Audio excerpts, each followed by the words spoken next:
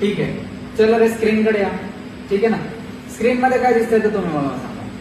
ठीक आहे ना, एक सर्किट दिलेलं आहे, त्याच्यामध्ये 3 लॅम्प आहे आणि तीन काय आहे, स्विच आहे. ठीक आहे ना रे, स्विच 1, 2 आणि हा 3 आहे आणि 3 लॅम्प दिलेले आहे. L1 म्हणा त्याला, L2 म्हणा आणि त्याला काय म्हणा तुम्ही L3 म्हणा. डिफरन्स काय दिसतोय तुम्हाला बाळांनो मला सांगा.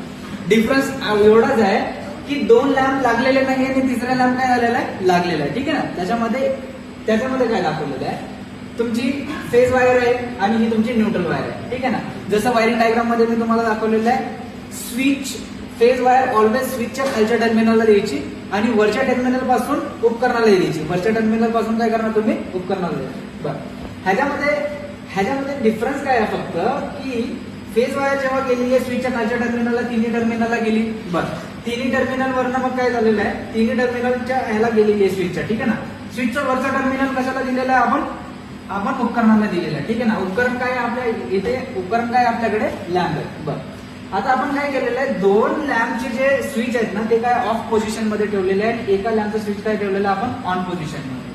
ऑन पोझिशन मध्ये ठेवल्यानंतर काय त्याचं सांगतोय काय तो की ऑन आहे, तुम्हाला इथनं जायला रस्ता आहे. ठीक आहे ना रे, त्याच्यामुळे काय झालं, तुमचा लॅम्प लागलेला आहे. इथं काय केलेलं आहे, आपण स्विच ऑफ ठेवलाय.